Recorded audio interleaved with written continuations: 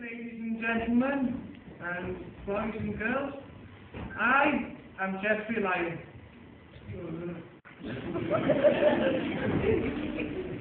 That was my noise of the lion. It's a tremendous pleasure to be here this evening to entertain you. I'm going to tell you a story that dates back to a simpler time, before kids needed guns and razor blades and stuff to play with. I remember when I was a young boy, I had nothing more than a kitten and a box of matches. Anyway, kids these days, they're not happy unless they've got PlayStations and Dreamcasts and Xboxes and ponies to play with. Spoiled. That's what they are, spoiled. Anyway, I'm going to tell you the story of Goldilocks and the Three Bears. But it's not the story as you know it. I'm going to tell it through using my late father's travelling kit.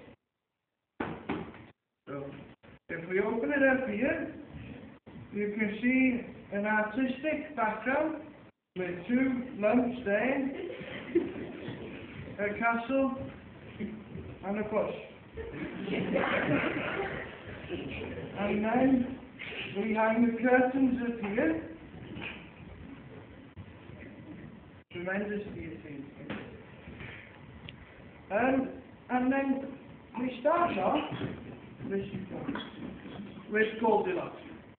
But the problem was, I had to sell my finger puppets. So I improvised. But as you all know, neither Spar or the post office in Glyn sell puppets. So my hands were tied. Okay. Goldilocks was walking through the wood one day when she came across a house. She cracked open the door, and on the table were 3 bowls of porridge. She tried the first one, which was a little gassy for porridge. She tried the second bowl, which was a little strong. She tried the third bowl. Perfect. And seeing as she was in the house, she thought she'd go and see good old grandmother Gordon. She went up the stairs to visit her grandmother. While she was walking, her grandmother said,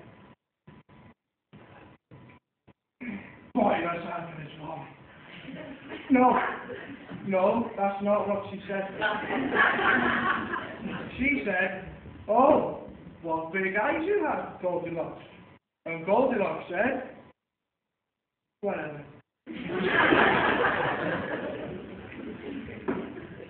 Oh yeah, the 3 bears. I was using a split narrative. The big bear comes in, he's a big Kalua bear.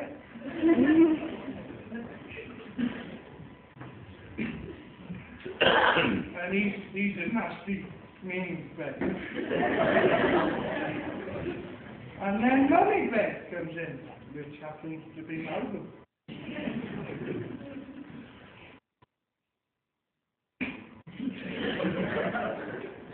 Those two just stop me. And then Baby Bear comes in, which is called Baby. Oh.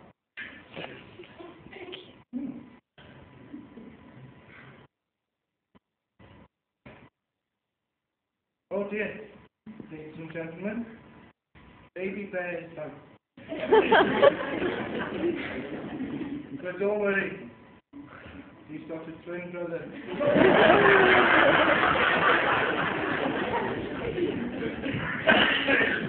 So, The bears turn to Goldilocks and say, "P5 from who's been sleeping in my porridge?" and they scared little old Robin Hood, who steals from the poor to give to the rich. By now, ladies and gentlemen, Goldilocks has been locked in a tower for 100 years. Because she fell asleep under a spinning wheel with a pea. She was locked up by Napoleon, Queen of Brandy.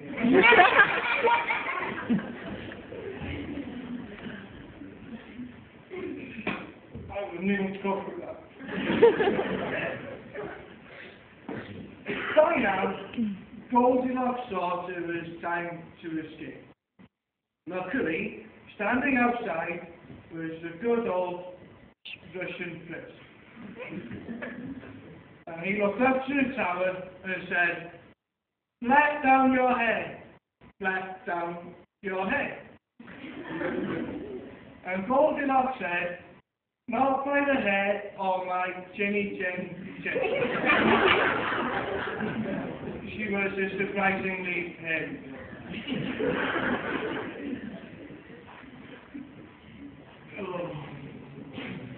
The Russian prince, he's one of the most enduring characters in all of English literature, would you believe?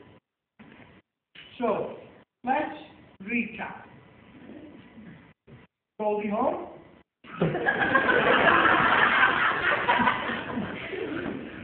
And the prince were hiding in a rope. Grandmother Gordon comes down the stairs.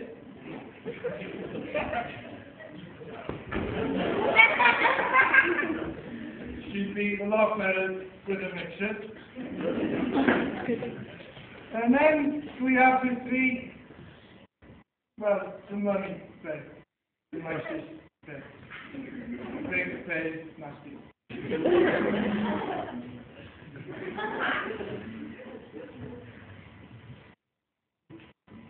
And now I've got a taste of bounty in my mouth. But the chocolate bar, not the kitchen counter. Oh, well, wait a minute. Here comes the three wise men. Angelo and the others.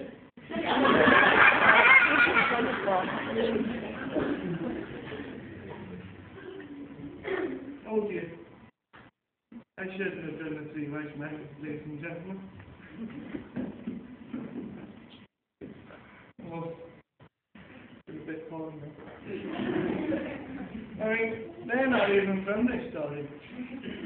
They're from the Nativity. It's things like this that will make me look really unprofessional. So, well, I hope you're all feeling tired and sleepy, because I am. So, Tiny Tim was born. Thank you very much for listening. Goodbye.